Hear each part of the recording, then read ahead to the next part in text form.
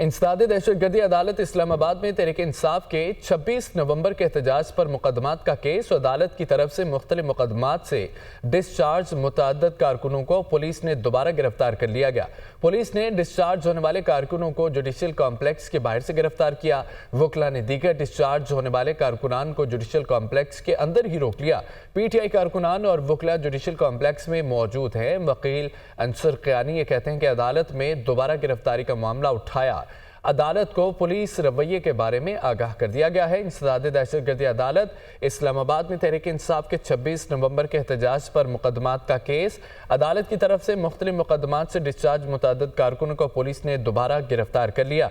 Police ने discharge होने वाले कारकुनों को जुडिशल कॉम्प्लेक्स के बाहर से गिरफ्तार किया।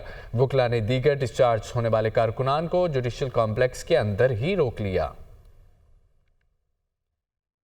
वज़ीर आला खैबर पख्तूनख्वा अली अमीन गंडापुरी कहते हैं कि आज आइन को रोंदा हुआ है, अगली दफ़ा हम पुरअमन वाली बात नहीं करेंगे या अवाम गिरबान से पकड़ कर निकालेगी, तुम शाम को भूल जाओगे। हवेलिया में तकरीब से खिताब करते हुए उन्होंने कहा है कि हवेलियाँ को पेरिस बनाने का झूठ नहीं बोलूँगा। सूबे का 44% रेवेन्यू बढ़ाया। कोई ठेकेदार अगर किसी मंसूबे में मियारी काम नहीं करता तो उसे ज़रूर रोकें। वज़ीर आला ने कोरिया के ताउन से शुरू की गई वाटर सप्लाई स्कीम का इफ्तिताह किया। स्कीम पर 4 अरब रुपए लागत आई है। वज़ीर आला खैबर पख्तूनख्वा अली अमीन गंडापुर कहते हैं कि आज आइन को रोंदा हुआ है, अगली दफ़ा हम पुरअमन वाली बात नहीं करेंगे, यह अवाम गिरबान से पकड़ कर निकालेगी, तुम शाम को भूल जाओगे। हवेलियाँ में तकरीब से खिताब करते हुए उन्होंने ये भी कहा है कि हवेलियाँ को पेरिस बनाने का झूठ नहीं बोलूँगा। सूबे का 44% रेवेन्यू बढ़ाया। कोई ठेकेदार अगर किसी मंसूबे में मियारी काम नहीं करता उसे ज़रूर रोकें।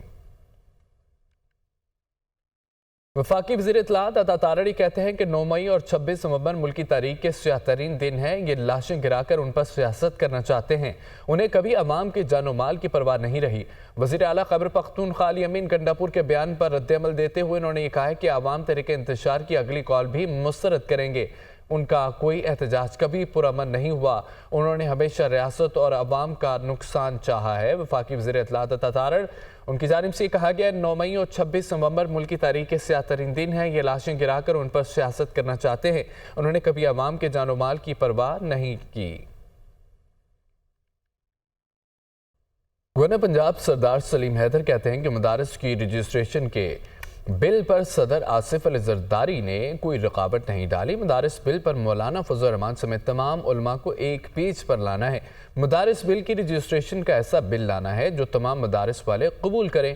उन्होंने कहा है कि तीनों सूबों में बल्दियाती इलेक्शन हो चुके हैं, सिर्फ पंजाब बाकी है। अब वक्त है पंजाब हुकूमत बल्दियाती इंतखाबात का ऐलान करे।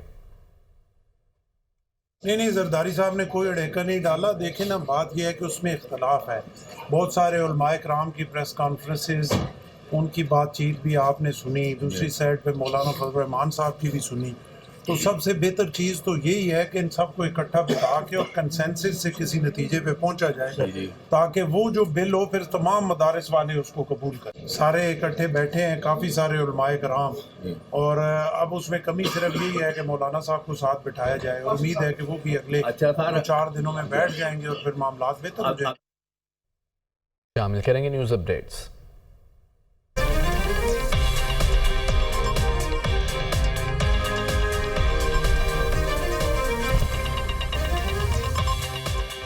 कराची में सुपर हाईवे पर बहरिया टाउन के करीब ट्रैफिक हादसा, 10 साला बच्चा जान भाग, 2 अफराद जख्मी। हादसा तेज रफ्तारी के बाइस पेश आया।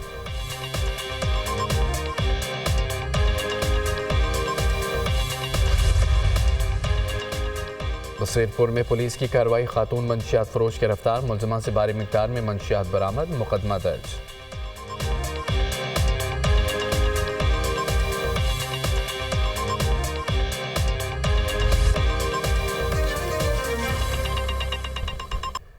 आलमी मंजरनामे से खबर यह है कि यूनानी जजीरे के करीब कश्ती को हादसा पेश आ गया। आलमी मीडिया का यह कहना है कि हादसे में 5 पाकिस्तानी शहरी जान बहक हुए हैं, जबकि 39 अफराद को बचा लिया गया है। बच जाने वाले अफराद में ज़्यादा पाकिस्तानी शामिल हैं। लापता अफराद की तलाश जारी है। रेस्क्यू ऑपरेशन में यूनान और इटली के کوسٹ گارڈ اور بحری جہاز شامل ہیں۔ کشتی کو حادثہ یونان کے جنوبی جزیرے گاؤڈوس کے قریب پیش آیا ہے۔ افسوسناک واقعہ یونانی جزیرے کے قریب کشتی کو حادثہ۔ عالمی میڈیا کے مطابق حادثے میں 5 پاکستانی شہری جاں بحق ہوئے ہیں۔ 39 افراد کو بچا لیا گیا۔ بچ جانے والے افراد میں زیادہ پاکستانی شامل ہیں۔ 39 افراد کو بچایا گیا۔ آپ کو بتائیں کہ لاپتہ افراد کی تلاش جاری ہے۔ ریسکیو آپریشن میں یونان اور اٹلی کے کوسٹ گارڈ اور بحری جہاز شامل ہیں۔ عالمی میڈیا کا یہ کہنا ہے کہ کشتی کو حادثہ یونان کے جنوبی جزیرے گاؤڈوس کے قریب پیش آیا۔ Chairman P T I barrister Gohar نے کہا کہ سیاسی مسائل کا حل سیاسی بیٹھک سے ہی ہوتا ہے۔ مذاکرات کے دوران شرائط نہیں رکھی، مطالبات ضرور رکھے ہیں۔ بانی پی ٹی آئی پہلے بھی کہہ چکے ہیں مذاکرات ضرور ہونے چاہیے۔ 9 مئی کے تمام مقدمات جعلی ہیں، بس اب بہت ہو گیا، ملک کو بہتری کی طرف بڑھنا چاہیے۔ وہ اسلام آباد میں ڈسٹرکٹ کورٹس میں میڈیا سے گفتگو کر رہے تھے، آپ بھی سنیے۔ پولیٹیکل مسائل کا پولیٹیکل حل مستقل ڈھونڈنا بڑا لازم ہوتا ہے۔ کنڈیشن کسی نے نہیں لگائی نا، ہم نے لگائی، ان کسی اور کی طرف سے آئی ہے۔ وہ ہمارے مطالبات خان صاحب نے اب نہیں بلکہ اس سے کئی مہینے پہلے اناؤنس کیا تھا۔ 3 ممبر کمیٹی بنائی تھی اور خان صاحب کہہ رہے تھے کہ مذاکرات ہو۔ سارے کیسز پولیٹیکلی موٹیویٹڈ ہے اور زیادہ تر بیس لیس ہیں۔ بس بہت ہو گیا، there is put a stop to everything, اور آگے بہتری کی طرف بڑھے۔ ممبر تحریک انصاف مذاکراتی کمیٹی صاحبزادہ حامد رضا نے chairman P T I barrister Gohar کے بیان کی تردید کر دی۔ کہتے ہیں کہ ہمارے مطالبات نہیں اور پیشگی شرائط ہیں جن کے پورے ہونے پر ہی مذاکرات شروع ہوں گے۔ پروگرام ٹونائٹ وتھ سمر عباس میں گفتگو کرتے ہوئے صاحبزادہ حامد رضا کا یہ کہنا تھا کہ عمر ایوب نے بانی پی ٹی آئی کا جو پیغام دیا وہ شرائط کا تھا۔ صاحبزادہ حامد رضا نے اس بات کی بھی تصدیق کی ہے کہ محمود اچکزئی نے بغیر تیاری کے مزید کال نہ دینے کا مشورہ دیا۔ ان کا یہ کہنا تھا کہ پھر بھرپور تیاری سے اسلام آباد آئیں گے۔